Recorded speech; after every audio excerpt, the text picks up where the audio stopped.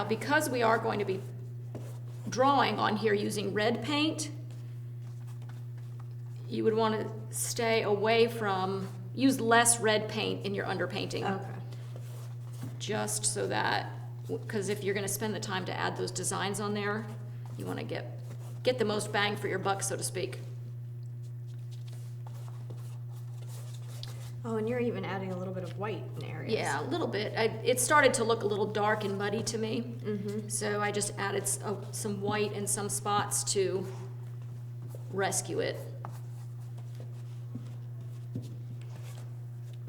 Yeah, that definitely helped. I had a muddy area at the top, and that definitely worked.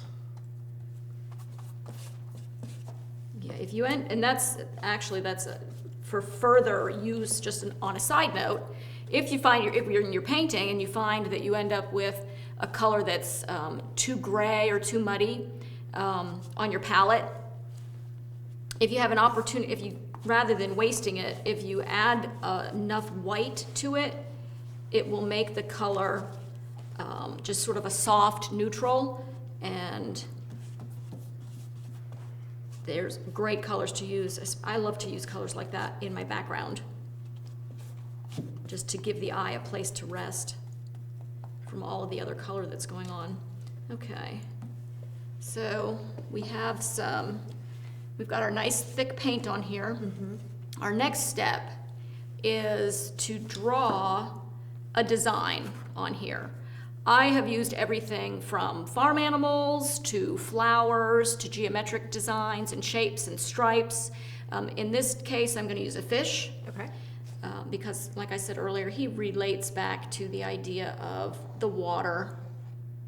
And the way I'm drawing my fish, I create almost like a shape of a football or an eye, and then I add a heart on the end, and then I just give him some fins. And my favorite part of this design is sort of the little cross hatching in the middle of his body for scales. It reminds me again of a weaving design. Oh, yeah. So you're being fairly liberal with the red paint, but not so much that it's gonna obliterate the canvas. That's the idea, yes. And I will admit there are times I get too much paint on here, and when I press the paper down, it just squashes out and I lose the definition. But we can always rescue that later with more paint. Just fix the lines. And then So yeah, while you're drawing, yep, there you go, get your fins. Perfect. nice. Okay. Just add one or two more of those on there and you'll be good to go. It's all kind right. of a funny little fish. He's got lots of charm.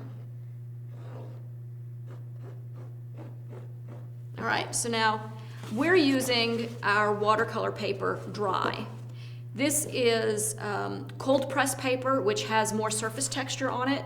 You can use hot press paper, which is more smooth, and you'll get a completely different effect for your printmaking. They sell packets in the craft stores of where you get like a sample pack of paper. Really? So if you're new to this and you're not familiar with all of the different types of paper yet, I would encourage people to buy a sample pack and then, experiment with the different ones until you find the one that really suits your aesthetic. You can also put this in water and pull a wet print. So the watercolor paper would be wet, and then you lay it on top of your painting and you get a softer print that way. I like sort of a drier, chunkier look to my printmaking, so I'm choosing to use mine dry. We just take that, sort of start at one side, lay it down. You'll notice I have this sketches on the back here, some old pencil lines. This is a great way to use old watercolor paper. And then pull it off at the corner, and there you go. Oh, that's really neat. Yeah, that looks awesome. Yeah, I love all the residual paint underneath. Exactly. It has almost like a wood block in the background. Exactly. So We set those aside to dry, and when we come back, we'll draw out our heron.